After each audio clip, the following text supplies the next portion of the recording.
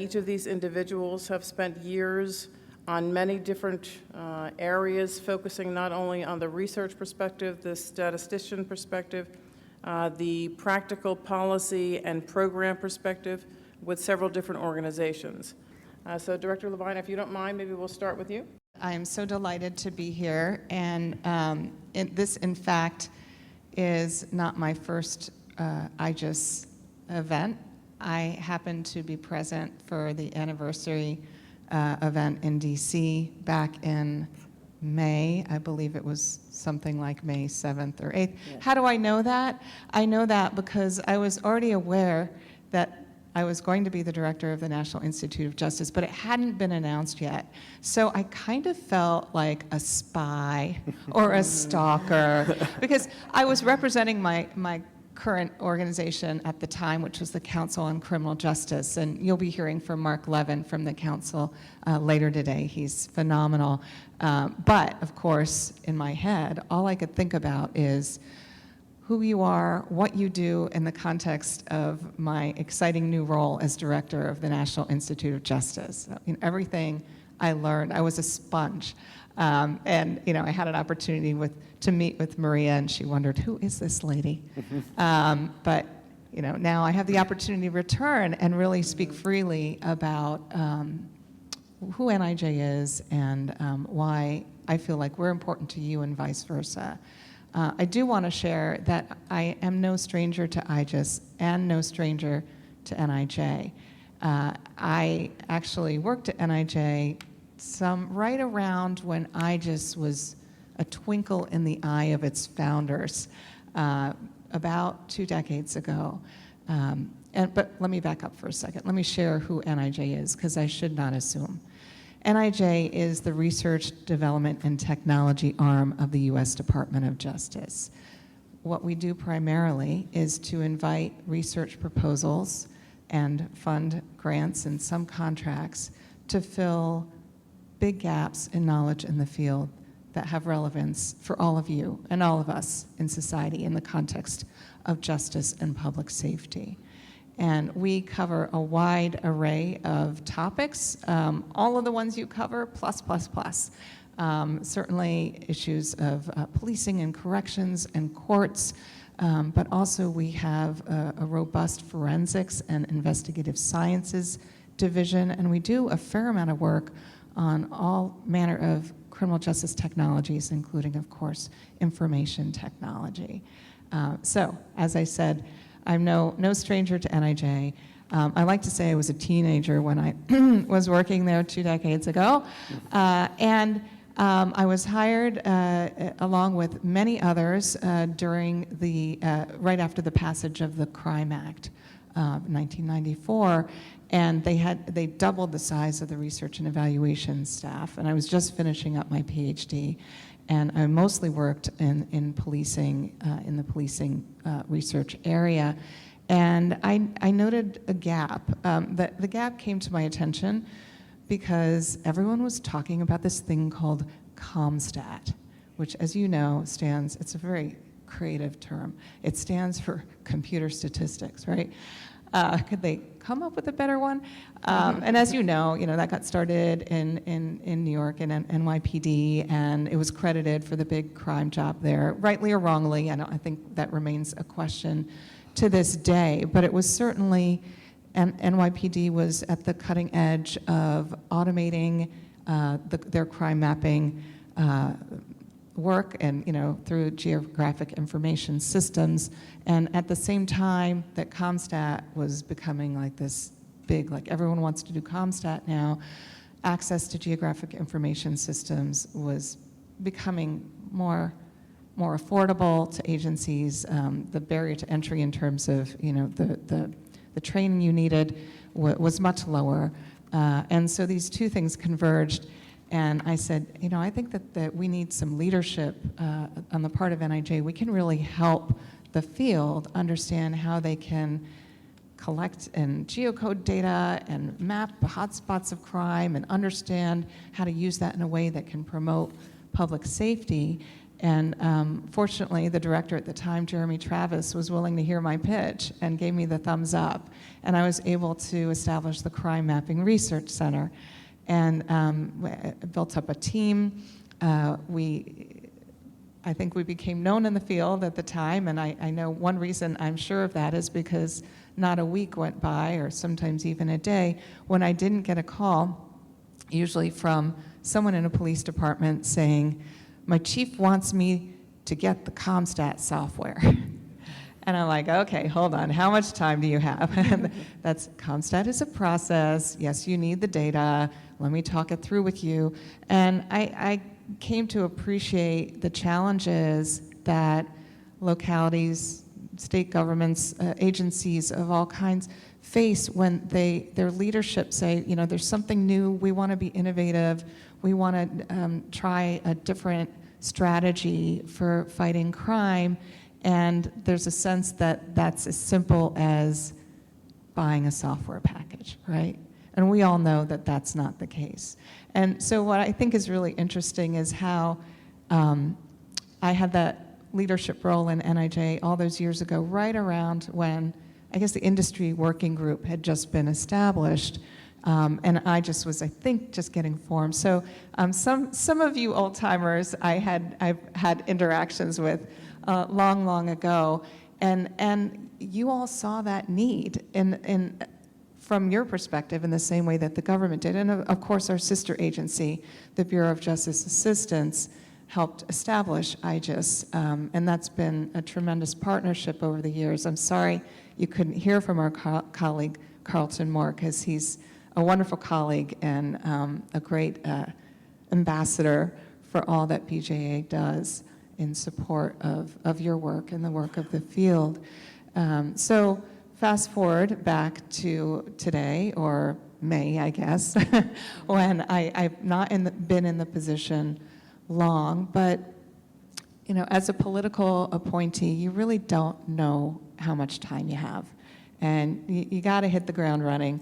And fortunately for both me and Alex, or unfortunately, we had a lot of time to think about what our priorities would be. We knew each other, and we bonded over the course of many years in the field.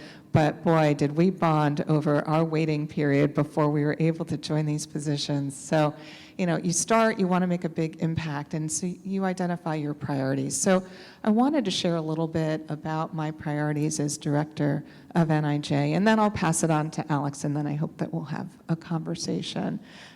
So my number one priority, this isn't rank ordered, the first one I want to share with you is what I'm calling supporting an inclusive research process.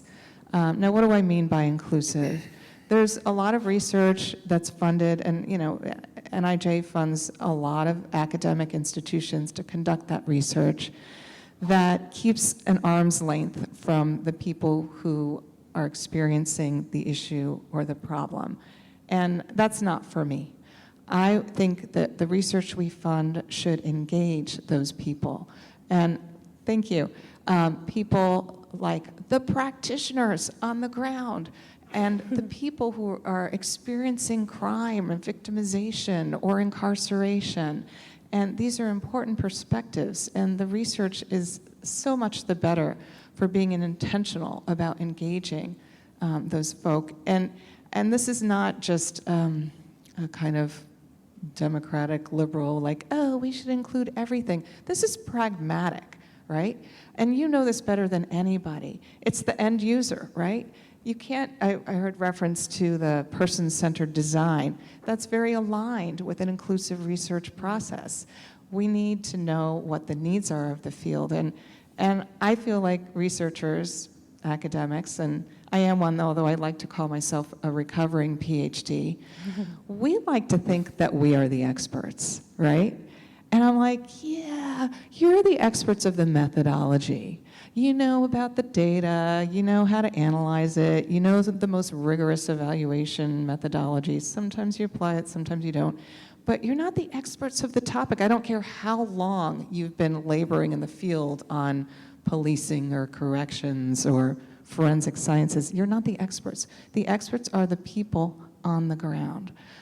So that's my first priority. My second priority is being real and intentional about issues of race in the criminal justice system. Quite recently, like far too recently, we were afraid to name these issues. We were afraid to name the fact that there are racial biases in the criminal justice system. We can't do that anymore.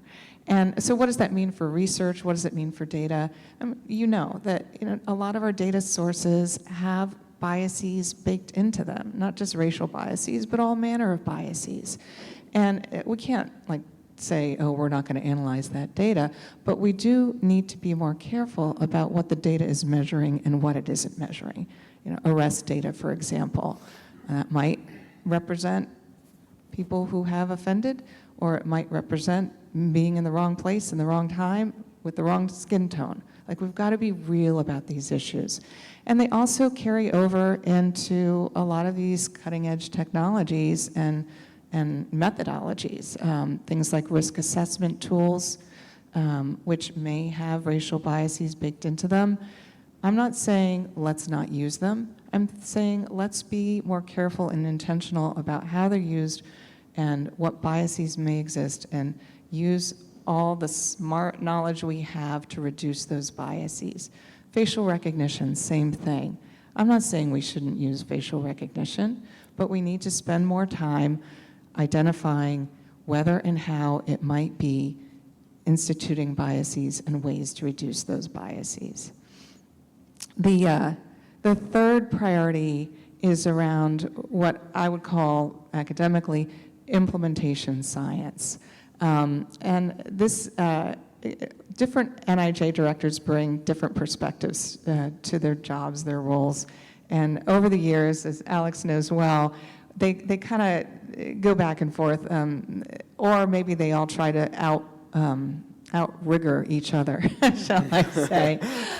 So the most recent political appointee was all about randomized controlled trials. This is the only research that matters. And that I'll admit, that's a very rigorous way to evaluate something. But that's when that strategy is used without any kind of evaluation of the implementation of the thing that you're studying, it's useless. And let me give you an example.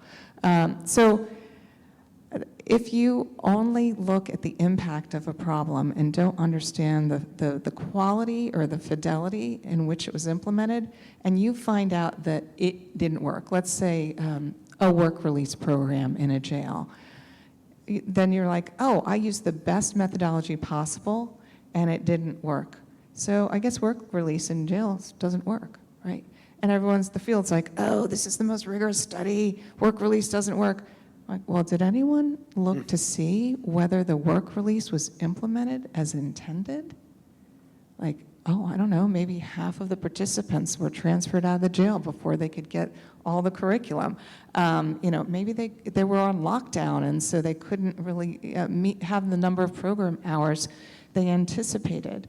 There could be a whole host of reasons why the concept is sound, but the implementation was not. So I'm a big fan on bringing in that implementation science to the work that NIJ does and funds. And this is particularly in the area of technology, which is an area that is near and dear to my heart.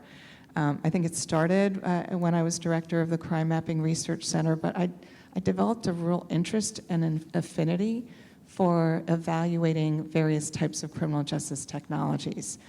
So I've evaluated body-worn cameras, I've evaluated public surveillance cameras, I've evaluated RFID tracking devices in corrections agencies, I've evaluated gunshot detection technologies, and I share the excitement of the field on these new technologies, these new opportunities. They're bright and shiny tools, but far too often the agencies that adopt those technologies do so without a full understanding of the challenges of implementation and what's needed, the investments that are needed in policy development, in training, in ensuring that those technologies are implemented as intended. How am I doing on time? I have You're a doing few well? more. All good? Okay, good. George hasn't pulled out Because the cane yet. as I warned you, I can yammer on. All good. All right, so I've got 1, 2, 3, 4. Oh, interdisciplinary research is very important to me. And NIJ has absolutely, over the course of years, funded all manner of researchers and scholars and experts, not just criminologists, but I mentioned forensic scientists before, engineers, technologists of all sorts, psychologists, all manner of social scientists, et cetera. And that's good, and I want to see that continue. But what I'd like to see is more interdisciplinary teams, because that's where the magic happens. Now, I've been observing new people who are entering our field and are publishing in academic journals, and I want to call out The Economist, for example. And they've been doing some really interesting work with synthetic control groups. And it looks super rigorous, and Alex would know better than I, because he's just a better scholar than I am across the board. But, super rigorous, but, they're new to the field, and they might not know the nuances of the data. So I'm going to share, without naming names, I was asked to be a part of a panel on Capitol Hill summarizing some research from a university that will remain nameless.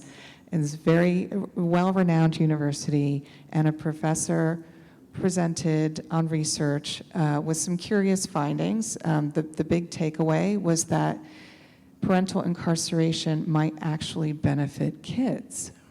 And I'm like, well, I'm pretty well versed in this, and I find that hard to believe. But, he had all the rigorous models and this and that and the other.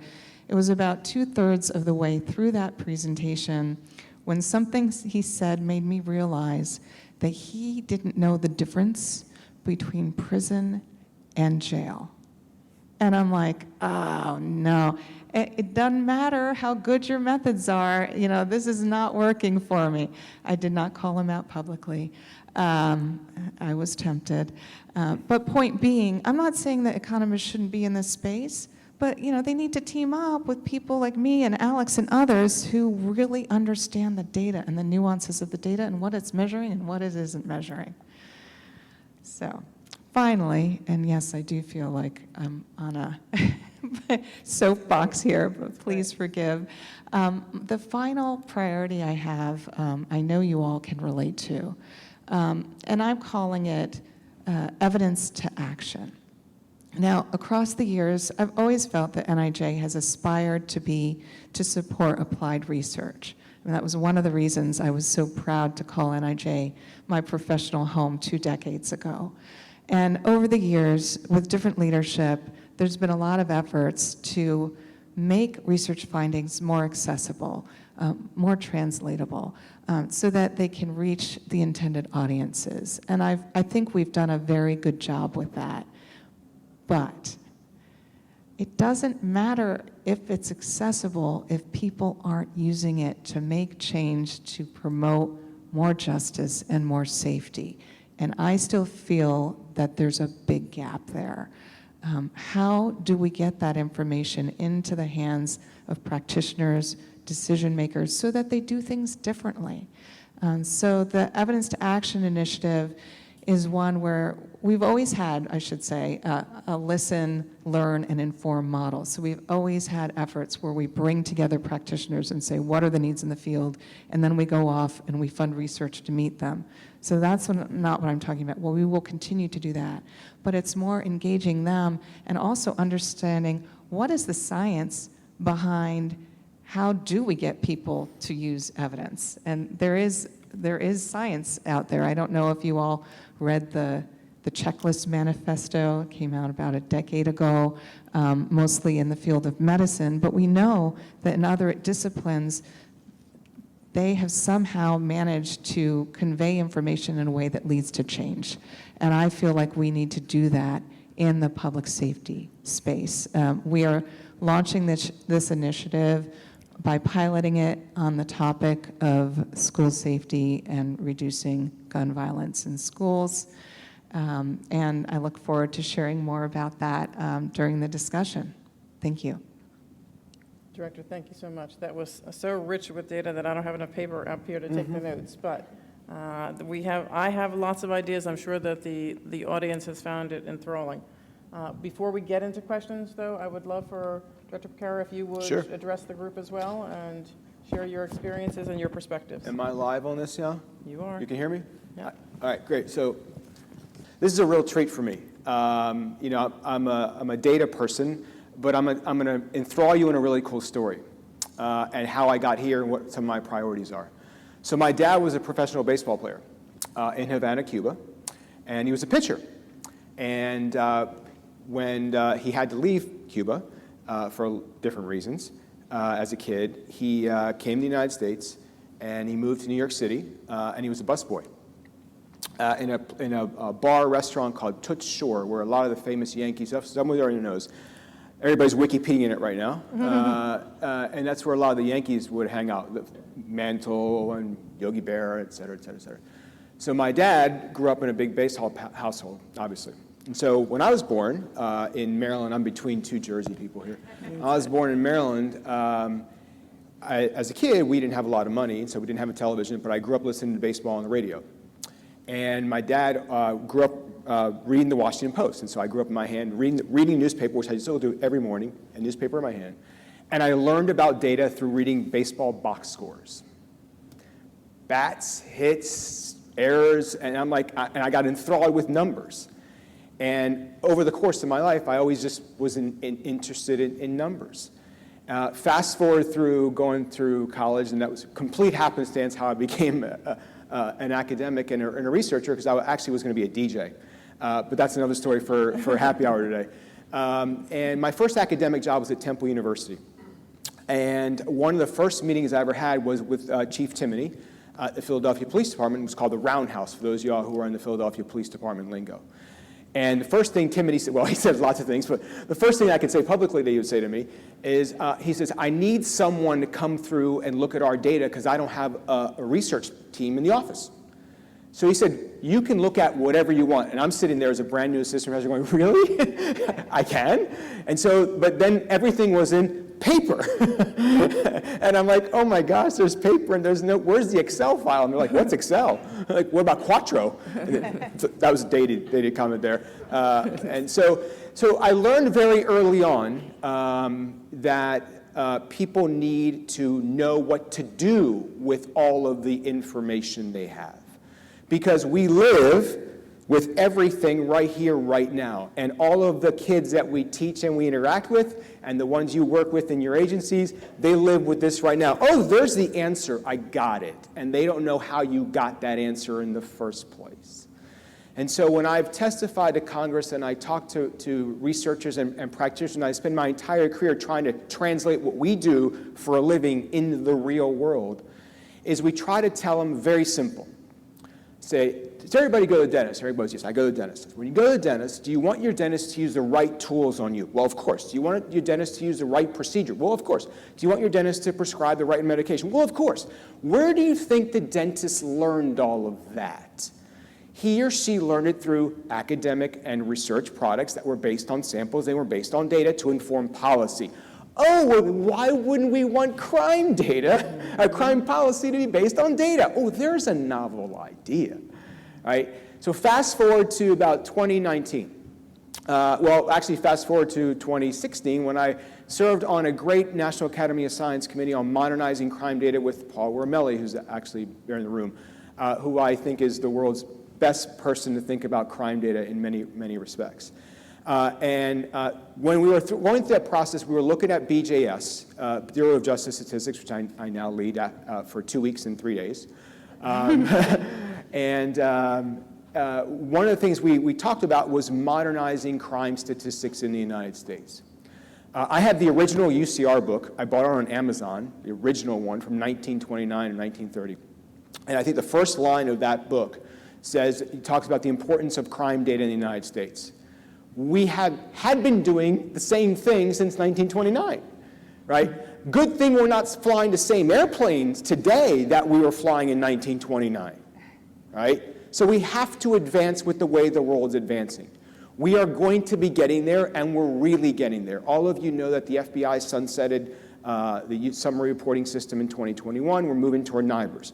BGS has worked to accelerate the uptick of NIBRs.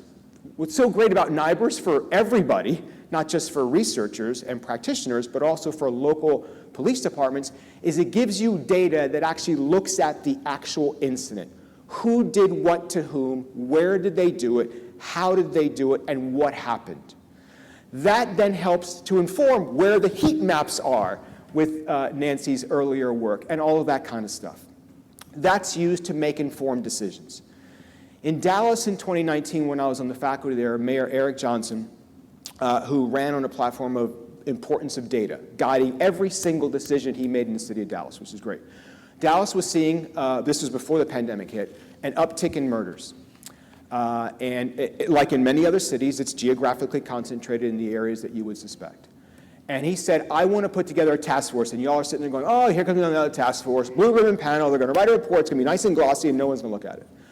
He said, no, we're going to do something about it. But he wanted the solutions to be not criminal justice driven. He wanted non-policing solutions because he tasked the police department to come up with their own solutions, completely data driven. So he tasked us with putting that together, and the idea was, what does the science show that actually works in the short term and in the long term, right? Because I got 5-year-old kids now who in 10 years will be 15, and I got 10-year-old kids who in 5 years will be 15, and I got 15-year-old kids who I got to deal with the problem with right now. So I got to think about this as not just dealing with this right now, but dealing this with a series of different steps. Fortunately, we put out a great glossy report, and then the pandemic hit. And then that put a stop to like our world for the last 2 years. What happened in the last 2 years, as you all know very well at the local level, I grew up in the DC area and then have been in Miami, is we saw a real sharp increase in community gun violence.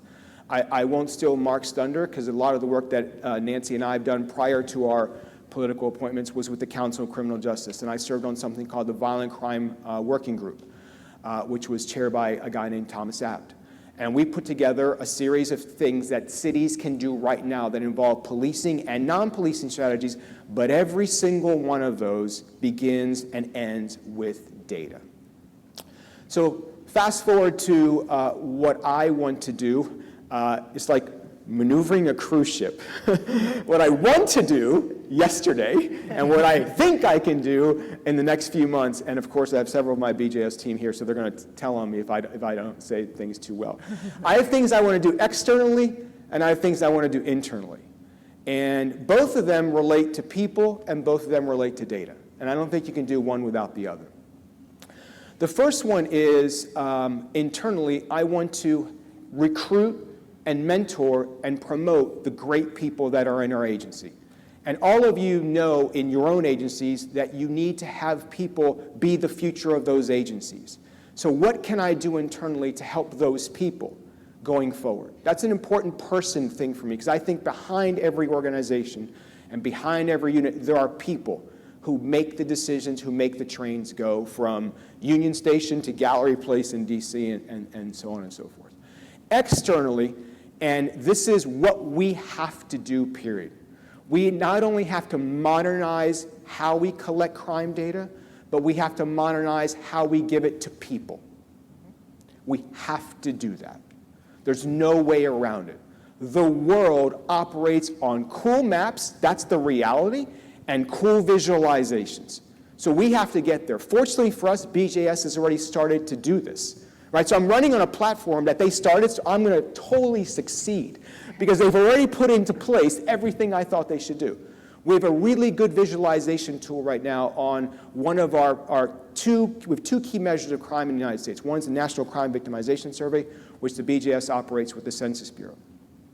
The visualization tool is exactly what you think. You can point, click, move things around, and you can hit a button and it gives you a nice big Excel file. That's great, right?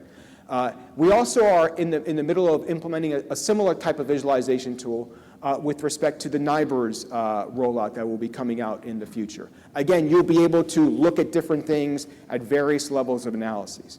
The more we can do that, the better, because my parents and my brother and the students we teach and the students we mentor, that's the world we live in. So when we talk about modernizing crime data, it's not just the data we collect about the crime incident and the types of crime incidents. That's one thing, really good thing that NIBRS is doing that we didn't get before with Summary, is we're going to have data on hate crime, we'll have data on identity theft, and lots of other things, as well as information from the redesigned NCVS on community wellness, which is something Chief Ramsey had talked about for a long period of time. It's not just crime, it's about community wellness and public safety more generally, and also about police-citizen interactions.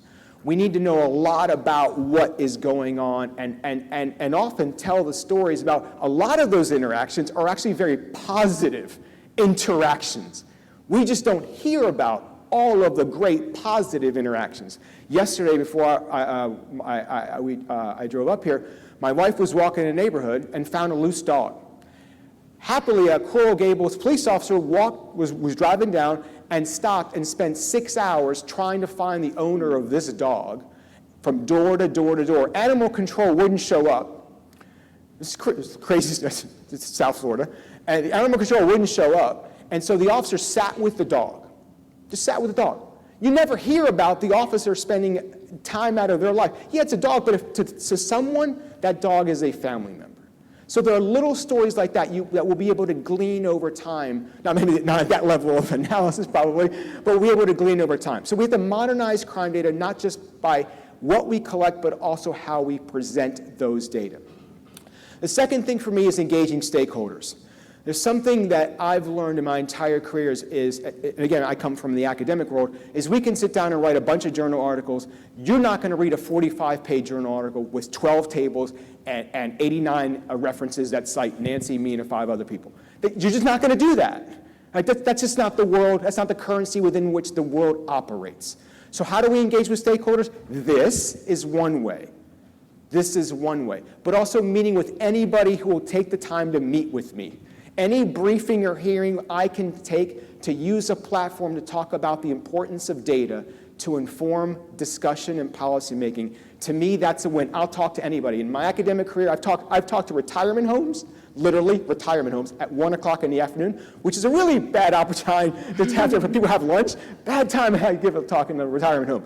But that's a different audience. I've talked at one of my universities, we had something called Sips in Science. We would actually bring researchers out to happy hours at bars to talk about research. It's kind of, you might think, oh, that's kind of dumb, but it's actually kind of cool, because different people need different data in different ways for different reasons. Let me say that one more time. Different people need different data in different ways for different reasons. So when I explain something to you, you know a little bit more than my mom would about data. All right? When I speak to a 6th grade kid, they don't know a lot about data, but they can draw lots of cool pictures on their computers. So different people need different data in different ways for different reasons. Lastly, I'll end, because if you give me a microphone, this will not stop. Not stop. It's something that Nancy and I have been tag teaming about, and it's called Sell the Silence. Sell the Science. You can hashtag that now. We've done that, so we're going to copyright that in a second. Just kidding. We have to sell the science. And what I mean by selling the science, and hopefully Nancy agrees too, is that we have to tell people why this matters for them. Everybody uses science and data in every single day of their lives. Everybody does. We're addicted to our phone. For those of you who flew here, that's all it is. That's all we do every day. We rely on science and data. So the more we can get that in people's faces to inform crime and justice policy decision making, if we get one person today, that's one more person. And that person can tell one more person, and one more person can tell one more person. It's not just rows and numbers in an Excel file as well.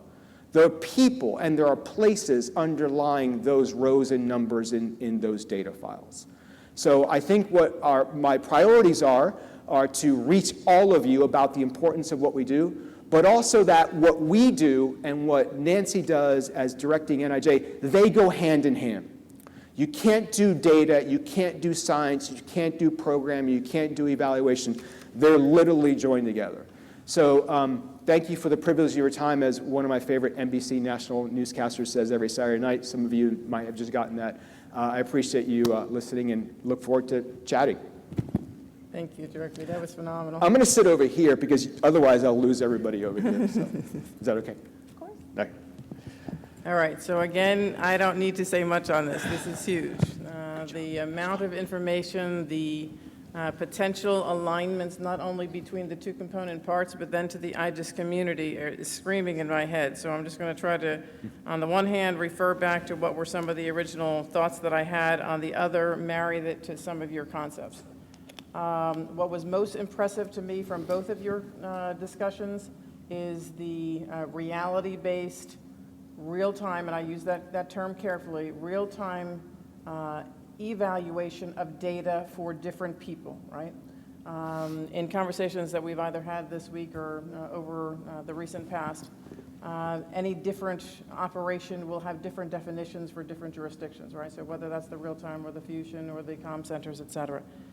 Tell us how either of you individually in your component parts or collectively are thinking about engaging the stakeholders as you hold of great value and as a priority in some of those representative projects at the state and local level.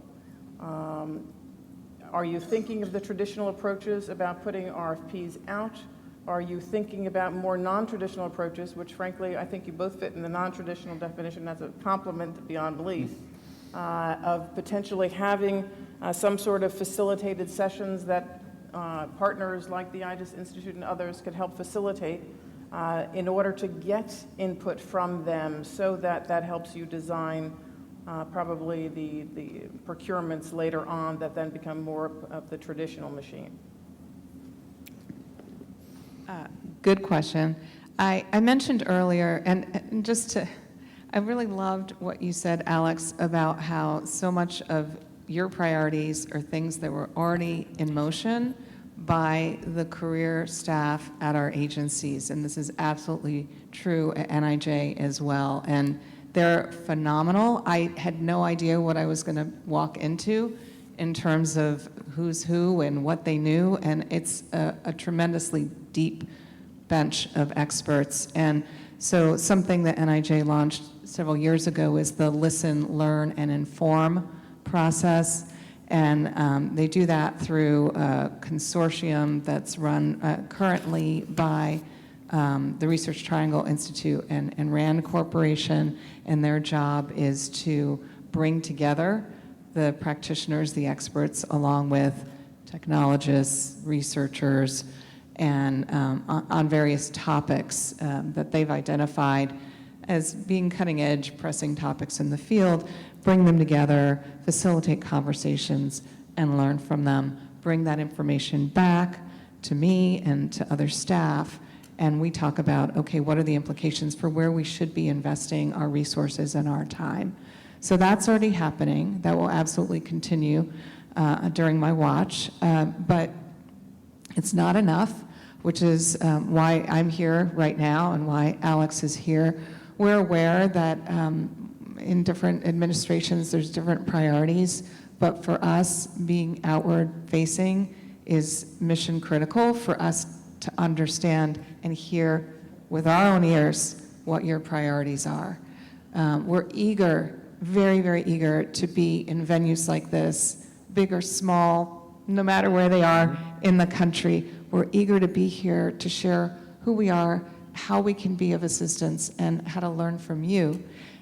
In terms of the types of grant awards that we will be giving out, I want to return to the days of yore when I was at NIJ 2 decades ago, and there was a big launch for locally initiated research partnerships, the LERPs. Some of these acronyms are hilarious. LERP does not sound very enticing. But these were partnerships that were deliberate about linking up. This was, I think, specific to law enforcement, and that we might have had added corrections later. I don't think it has to be specific to law enforcement corrections. I'd love to see it in prosecution. I'd love to see it in courts, et cetera. But to solicit proposals where researchers are full-on partners with the agencies, embedded in those agencies, so that they can bring their expertise and, importantly, learn what the pressing questions are and how to fill them. Wonderful, thank you.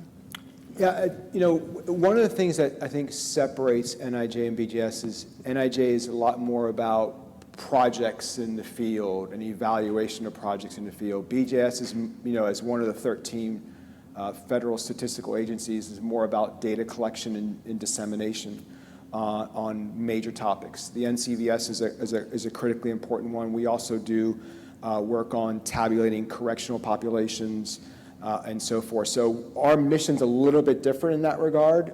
So the way we give grants is not the customary route.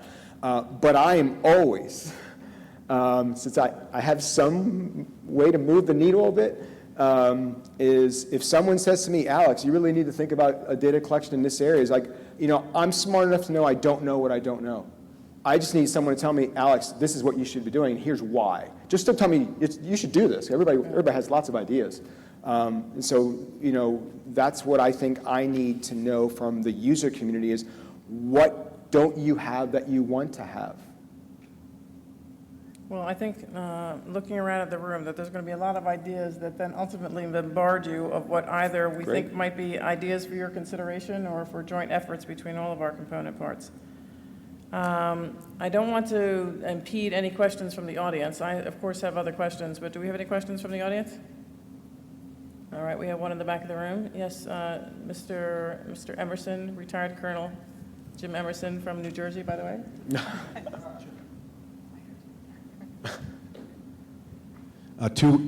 Two weeks ago in Alexandria, there was a summit to address the current state of the information sharing environment, and specifically criminal intelligence sharing. And it was, in my humble opinion, apparent that even though we have a number of standards that are available to us, Paul and I talked about this at great length yesterday, there's still an incredible amount of a lack of awareness and implementation of data along standards-based systems and use, and it creates problems across the entire fabric of the information sharing environment. So my question is, do you have a thought, a vision for how we close on tightening those standards? You want to go first? You want to go first? We both have lots of answers on this. Yeah, I have a solution, but it's not a simple one. It's just to get everybody on the exact same system. So the right-of-way solution is people talk. So I live in Coral Gables. So when people talk about Miami crime data, well, is that the city of Miami? Is that Miami-Dade County? Is that Miami Gardens Police? Is that Coral Gables Police? It's all Miami. The problem is that they're all using different systems. And the systems don't always talk to each other, but people talk to each other. So what they do in the meantime, before they get to that point, is they meet every week and they talk. We had a shooting in Miami in May of 2021 in a nightclub where there were like 112 bullets in the span of 5 seconds. 3 people died, and they were trying to find the people responsible. So the Miami-Dade director, City of Miami Police Chief, they all said, this is what we're going to do. They got together the task force, and that's how they did it. Until those systems are in place that can talk to one another, it's a larger issue more generally because of the way I think, at least my view, the way the criminal justice system has developed over time, is this component uses this particular thing. This component uses this thing, and we don't always follow the same people over time with same tracking numbers or identification numbers like other countries do. So for me, the solution's like, well, let's just create this. This is a little bit more complicated than that. At least that's my take. And thank you for your service. I agree. It is complicated. And last week I was in Chicago at the International Association of Crime Analysts convening, and this was a theme as well, right? It's like our CAD system doesn't talk to our RMS system, and why don't we have one system?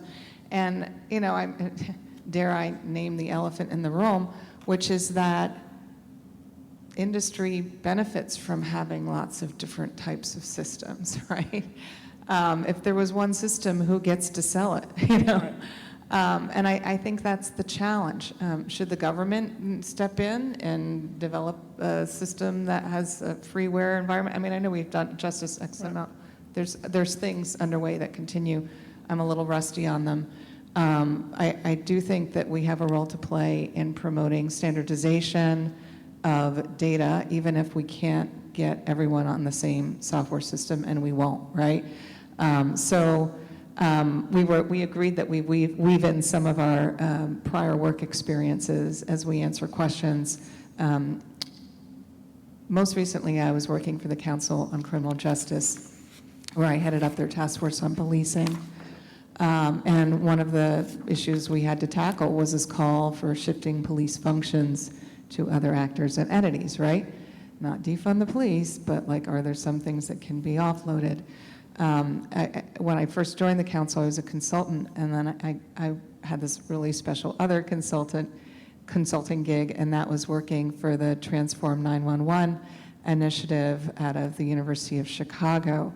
And so those dual jobs really opened my eyes to a lot of the issues around standardization, and you know this better than anyone with your ACCs, not PSAPs, and the different centers coding things differently, lots of uncertainty on, you know, what codes make sense, not having so many codes that the call takers don't even have the time to find the right one. You know, all these issues around data that I think can be standardized and could be really helpful to the field in identifying which calls are truly, number one priority calls that are demand a first responder, a sworn first responder, and which ones could perhaps be more safely offloaded. So a couple of things come to mind. First of all, the reference to everyone being on one system absolutely is simple and clean. From a reality base, of course, it won't happen. From an influence on industry, I certainly understand the perspective, but I think that even from the practitioner perspective, the 18,000 agencies are never going to agree to it. We can't even get the 500 and something that we have in Jersey to agree. They agree to share the data, but they all control their fiefdom, and therefore they will choose what to do with their budgets. So I don't think that we'll ever be able to solve that problem, but interestingly enough, this seems to trip into what is a conversation that not only is the underlying theme here, but is what we're all living, which is that paradigm shift. So if years ago we would have saw the utility of having access to all CAD data, if you are one of the consumers of the CAD data within your either agency or your jurisdictions or your neighboring jurisdictions, or then to RMS, or then as we move all the way to these devices that we all carry in our hands and having access to it, we know that there are standards that could be put in place that then enable the data sharing and then theoretically, ultimately achieve interoperability. And we know that that's possible. However, it's lengthy and it's time consuming and it still requires collaboration, and oh, by the way, it still requires a lot of dollars. The question then becomes is, do we take advantage, and what's your perspective on, do we take advantage of this paradigm shift of the fact that maybe the data doesn't have to be available via the CAD systems or the RMS systems, and I'm wondering what the members are thinking right now, but should the data then become available in the data lakes, in the ability to truly assess not only the value of the interpretation of the group data, but still achieve operational responses and real-time usage of the data, which there would be other paths that then our attendees and our audience can contribute to some suggestions. So do we take advantage of this timing and say, let's not try to get everybody on the same system or everybody with standards sharing it or everybody interoperable? Theoretically, or what we've seen to work is that when you have model programs that are successful, that then have press around them, that then have good stories or good results, they become the direction that other agencies want to follow over time. And that doesn't happen instantaneously, but it is the goal. I mean, that's where I would think NIJ comes into play because, quite frankly, a lot of these model programs have not been thoroughly evaluated, and yet everyone wants to adopt them because they get the press. So I would not recommend that we just follow that model, because absent some process whereby we do the evaluations and are clear that the impacts that we see are associated with that model or that program. Absolutely. It's an easy answer for me because as a statistical agency, we want the same exact data collected by every jurisdiction. So there's uniformity. I mean, that makes things a little bit easier. I think the ship has sailed on this, and here's why, is that there are a lot of jurisdictions that are using open data portals. So right now, I can get you whatever you want in particular cities right now. Right. So, I mean, you can only resist, The temptation. you can only resist that so long before we get to that point. I think there's value in quality and accessible and timely data. Just because it's up online today, I don't know how accurate and credible and verified it is, because the data field could change tomorrow.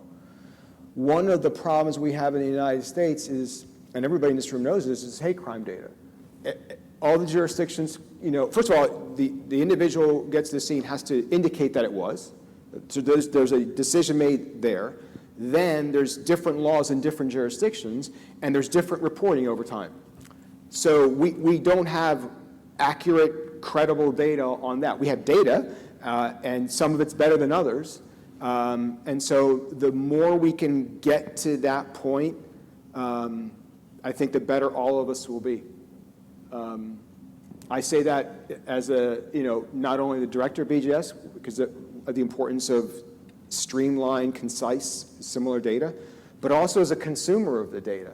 At least I know what I'm getting is fairly similar and common across the jurisdictions, and it's reliable, which is really important. So then that begs the question that if you're looking for the same data from all different jurisdictions, is there utility, and I'm not even sure that it's viable, but is there utility for some alignment of legislative definitions or applications across the states? Sure. And is that something that either one of your component parts would handle or be involved in or can influence? I'm putting a little bit on the spot here, but that is something that we have toyed with internally, and we said if we could just do a little bit of an assessment to understand, that would be important. Yeah, as I understand it, we're not in the position to be lobbying Congress for anything, but that's why we're here with you to hear your ideas and encourage you to pursue them. Yes, totally understood. And that is something, interestingly enough, our IGES organization can't necessarily lobby, but we can educate. However, our members, and I refer to our private sector members, could likely get involved in things like that. So questions from the audience? Bob? I'm going to build a little bit on what Jim Emerson started. But first, I can't resist saying what a pleasure it is that when I was at BJA, I had the privilege of working with Nancy when she was a pre-teen teenager in those days. It was fun working with her on things. Very careful. Some of us here are working on a project with IACP looking at the flow of digital evidence on a management basis. And what we're finding is that there is really a lack of the disciplines down at the local level opening their data doors to allow things to flow across those doors the way they need to, the way it needs to work. And there needs to be probably an overhaul on the way some of that is done. But I think this can probably only be tackled through the two of you, and it's nice to meet you, Alex. I hadn't met you before, but the two of you working together with Carlton closely on looking at ways we can figure out how to solve the pushback of people at the local level of not wanting to let that stuff go across those gates. I mean, this is a perennial problem, right? And we've seen it for ages. There's a lot of good reasons/excuses but why people don't want to share data from, the real reason it's too much of a hassle, to maybe misinformed reasons, like this is going to violate HIPAA, to actual legit reasons, right? And I feel like we go in fits and starts as a field. You know, I've lived long enough professionally to see these, waves where more attention is drawn to the issues and challenges and advantages of sharing data, and then like, okay, we did that, and let's move on. I'm really disappointed that Carlton's not here. I actually pressed him a bit as a peer. Are you sure you can't be here in person? But he was committed to another event in Chicago because BJA, I mean, I'm just going to be super candid. They've got the big bucks. They have lots and lots of resources to support training and technical assistance for every issue under the sun. And I'm still learning how to talk about my own agency, so I don't feel well equipped to talk about BJA and who they are and what they do, but I am aware that they do have a lot of different efforts underway to support data and information sharing. So we will definitely bring this back to Carlton. Yeah. Implications are different for your different agencies, but what are the implications or impacts of machine learning to your missions? As someone who's published on using machine learning techniques, I think, again, that ship has sailed because that's how a lot of young people are being trained in school right now. At the same time, like any other statistical technique, it has its place. And I think Nancy was alluding to this earlier about randomized control trials. They have their place. They're not perfect. There are plenty of non-RCTs that can be just as good. And sometimes, I was on a National Academy of Sciences panel evaluating the NIJ in 2010, their research portfolio. And Ramsey was next to me, Chief Ramsey. And we were having this discussion about RCTs. And all the researchers were like, RCTs, that's so cool, yeah. And he taps me on the shoulder, his BlackBerry's ringing the whole time. And he goes, Alex, I love RCTs. I just can't wait 5 years for the answer. And I thought that was a crystal clear moment for me, taking off my academic hat, to go, yeah, machine learning's great. Yeah, big data's great.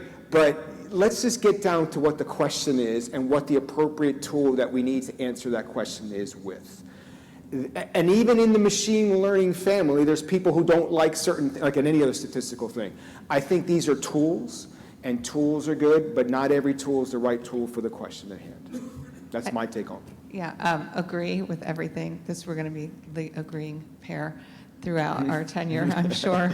And just to add, though, the NIJ is investing in machine learning methodologies.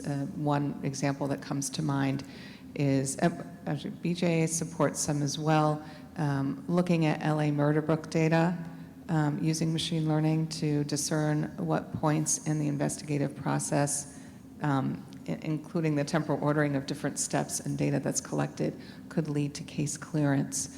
And several other machine learning efforts underway.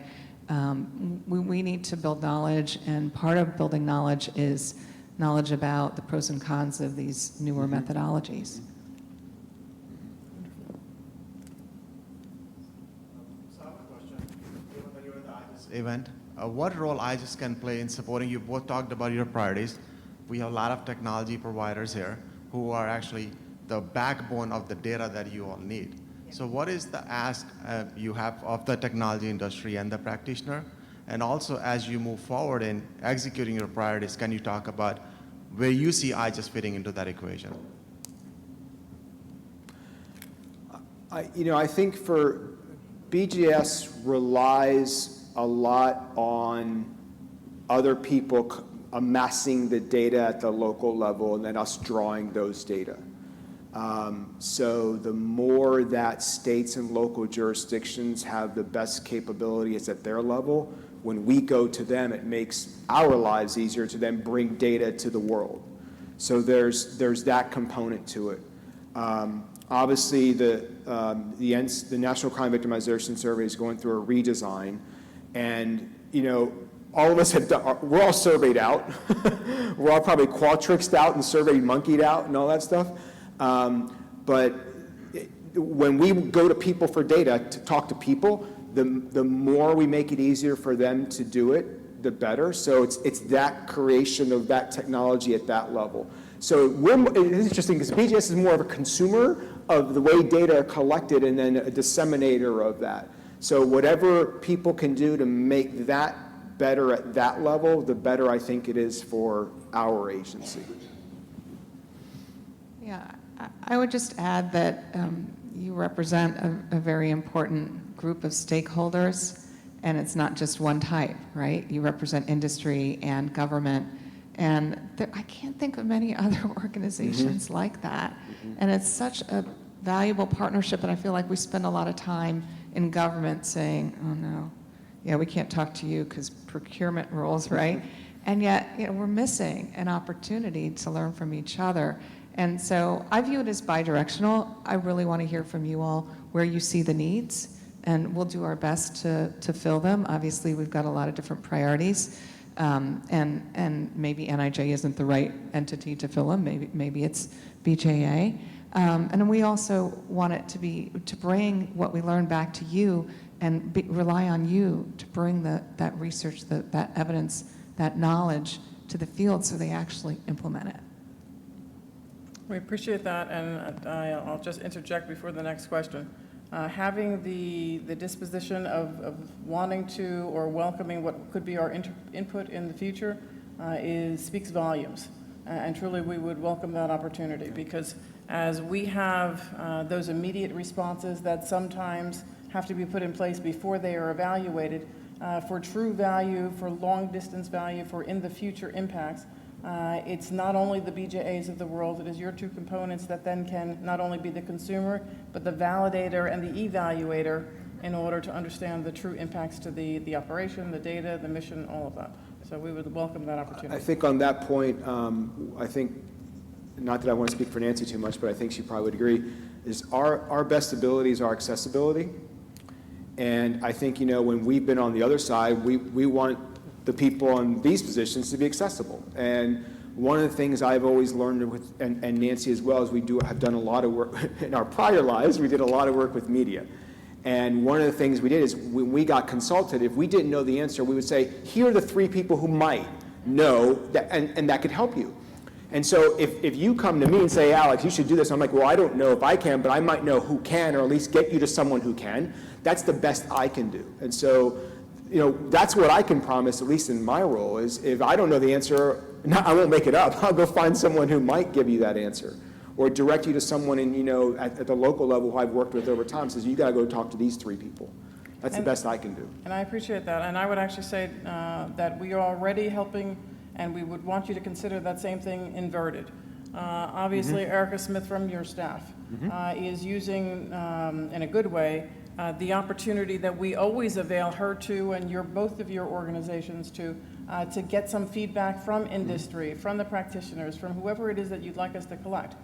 We do that as I won't say as a service, but as a support component, because we just see that as the proper way to do business, for agencies, for states, there's no reason in the world that we wouldn't do it for our federal partners, just to be able to say, look, you're doing an annual event. Can we do a breakout room and just get input on this topic?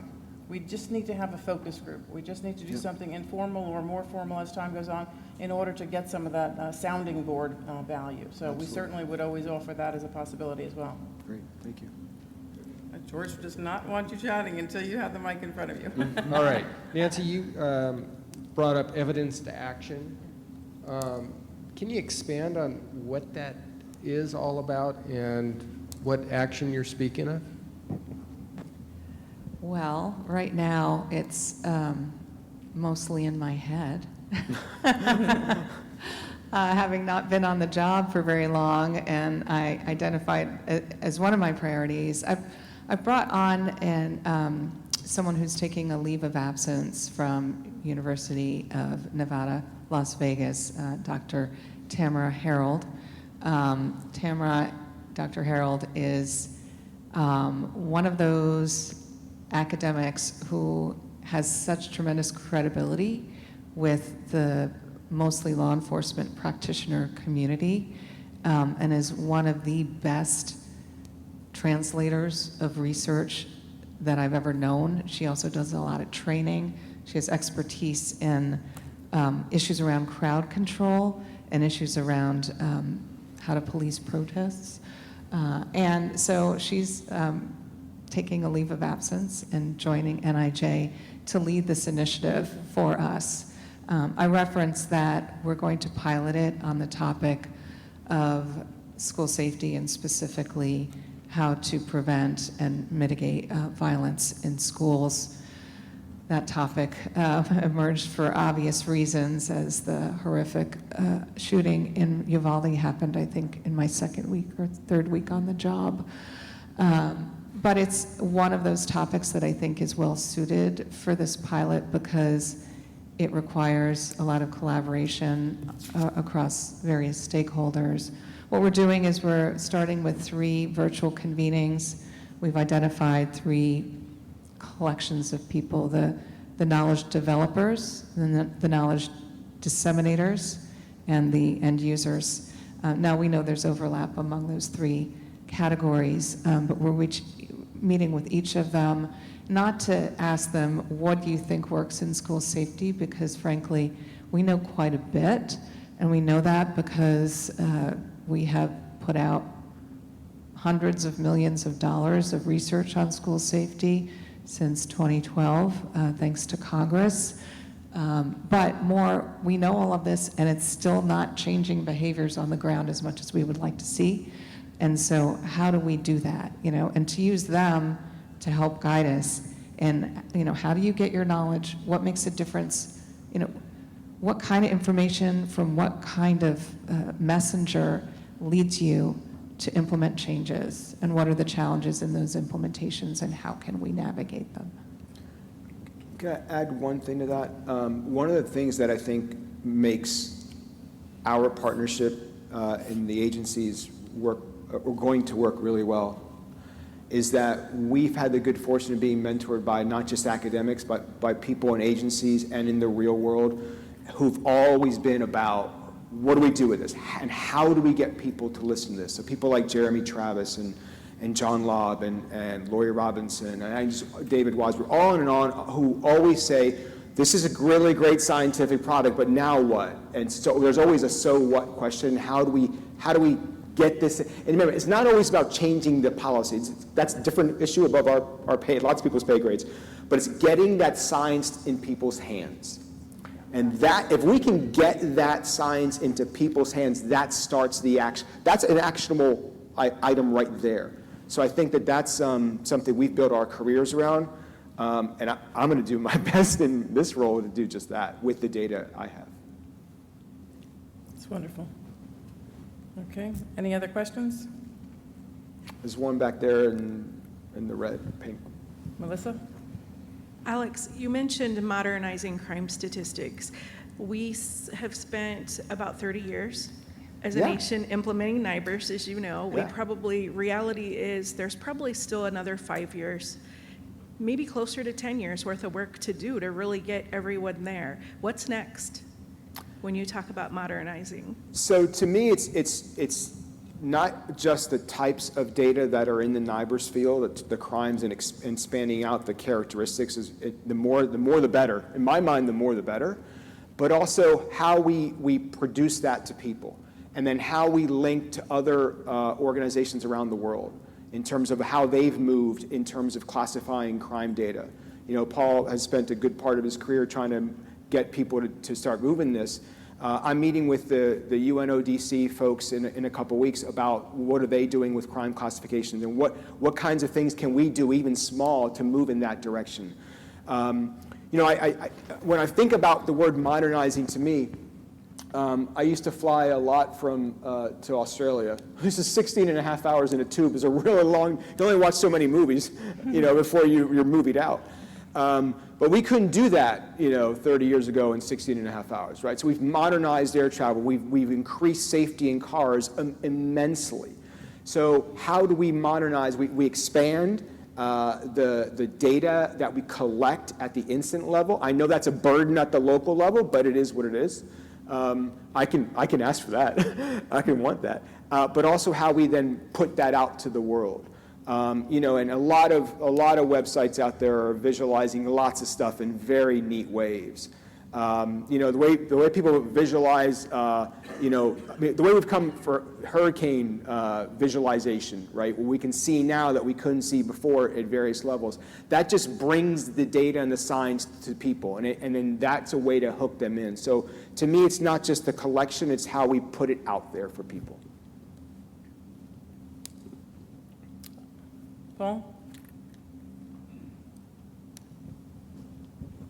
Since you used my name in vain, Alex, I can't resist saying to the two of you that your appointment to these positions is the most refreshing and exciting thing that's happened in this whole field since the Clinton administration, because the two of you not only know the difference between jails and prisons, you know a whole lot more about the term, not just the terminology, but the practices, as well as the research that's been accomplished.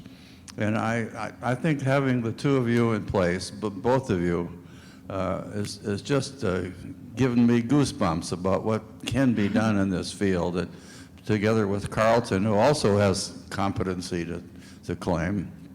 This is the first time that this has happened in so many years, it's hard to even remember what it used to be like when Lori was there and others had tried to do some of these same things. And I'm just thrilled the two of you are willing to take this on in these turbulent times we live in. But I will tell you that I think the biggest of all the priorities you've mentioned, and every one of them is appropriate, the biggest issue we face is this issue of turning research into reality. And it's the reluctance on the part of executives to accept the results of research.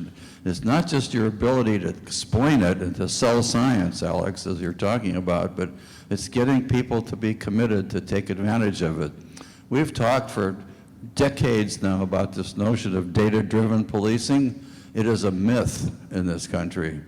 Police agencies, particularly the smaller ones that can't read the research, you know, you both know from all the work that you've done that research gets put away on the shelf in so many places, partly because in many cases your colleagues in the academic world have published things which then agencies have to pay money to even see that research. You know, And that assumes they want to read those articles. yeah, right. But you know, we haven't done anywhere near enough to make it clear and explainable, and to convince the chief of police in Okefenokee, Georgia, that this research can really help him do a better job. And that priority's got to be high on the list. You know, I don't have to tell you that, you know, the possibility of you both lasting in this job for the rest of your lives is pretty light. Thank you. So, Paul usually tells it like it is. you're going to have. I don't need to remind you of that. But you have an opportunity today, and this organization wants to help you, and other organizations want to help you, but we're so excited about having you there that we'll do anything that you ask to help you figure out how to solve these problems and attack the most pressing issues of our time. And I just want to thank you for accepting this responsibility. That is so lovely. Yeah. And I have a Post-it note above my desk, and it keeps changing by the month. So I'm assuming that it might be just 29 months that I have left. So I have that front and center, and I know Alex does. We're going to do all we can to accomplish as much as we can, and we are focusing on sustainability, recognizing that new administrations bring new priorities and can make other things just go poof. And one of the ways we're doing it that Alex referenced earlier is investing in people. So we have some positions open now. We have lots of vacancies that we're going to be filling, and we'd love for you to be partners with us on sharing those opportunities with people who you think can make a difference. We hire remote now. This is a post-COVID world.